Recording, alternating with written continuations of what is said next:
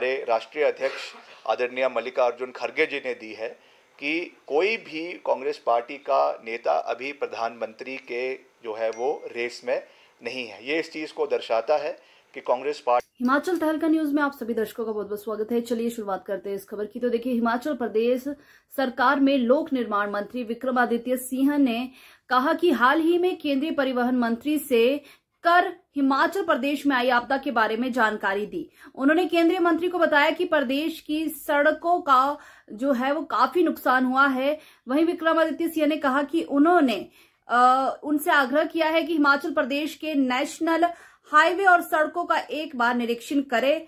और विक्रमादित्य सिंह ने कहा कि उन्होंने आग्रह को स्वीकार करते हुए कहा कि वे जल्द ही 1 अगस्त को बाढ़ प्रभावित इलाके का विस्तृत दौरा करेंगे और इसके लिए 31 जुलाई को मुख्यमंत्री कार्यालय में रिव्यू बैठक बुलाई गई है। बैठक में एनएचआई के अधिकारी, पीडब्ल्यूडी के अधिकारी ब्रीफ करेंगे। मुख्यमंत्री भी परिवहन मंत्री के दौरे के दौरान साथ जाएंगे। विक्रमादित्य सिंह ने केंद्रीय परिवहन मंत्री नितिन गडकरी की प्रशंसा करते हुए कहा कि उन्होंने हमेशा दलगत राजनीति से उठकर कार्य किया है और उनसे हिमाचल के लिए आर्थिक मदद की उम्मीद करते हैं। वहीं लोक निर्माण मंत्री विक्रमादित्य सिंह ने कहा कि विपक्ष इस आपदा के दौरान अपनी भूमिका निभाने में असफल रहा।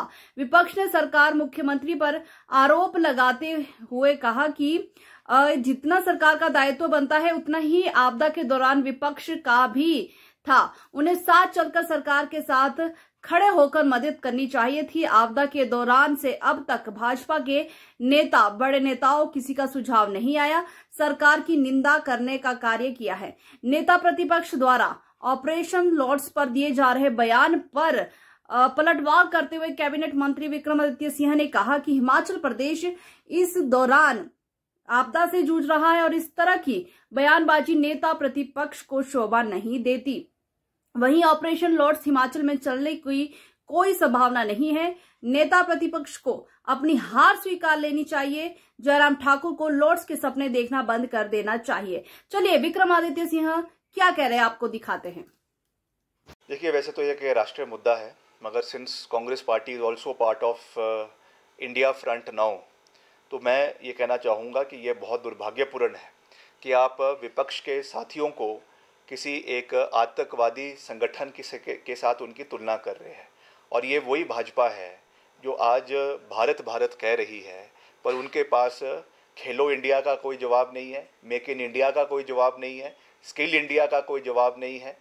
ये सब चीज़ों में इंडिया है और उनके जो प्रधानमंत्री है वो भी प्राइम मिनिस्टर ऑफ इंडिया है। इसलिए इस तरीके के तर्क देने जिसका कोई जो है लॉजिक नहीं है, ये बहुत दुर्भाग्यपूर्ण है।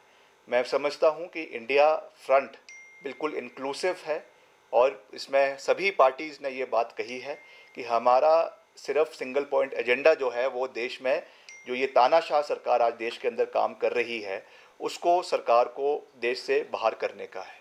और इसमें एक बहुत बड़ी स्टेटमेंट हमारे राष्ट्रीय अध्यक्ष आदरणीय मल्लिकार्जुन खड़गे जी ने दी है कि कोई भी कांग्रेस पार्टी का नेता अभी प्रधानमंत्री के जो है वो रेस में नहीं है। ये इस चीज़ को दर्शाता है कि कांग्रेस पार्टी सब पार्टियों को साथ लेकर आगे बढ़ रही है, चाहे वो आरजेडी है, चाहे वो डीएमके हैं, चाहे अन्य दल है, बीएसपी है, एसपी है, टीएमसी है, आम आदमी पार्टी है। और मिलकर हमारा एक एजेंडा है कि we bring back the inclusive development of the country, और उसमें हम सक्सेसफुल होंगे और देश में 2024 में राजनीतिक जो है वो कायाकल्प होगा और प्रदेश में कांग्रेस पार्टी की और अन्य पार्टीज़ की इंडिया ब्लॉक की सरकार बनेगी।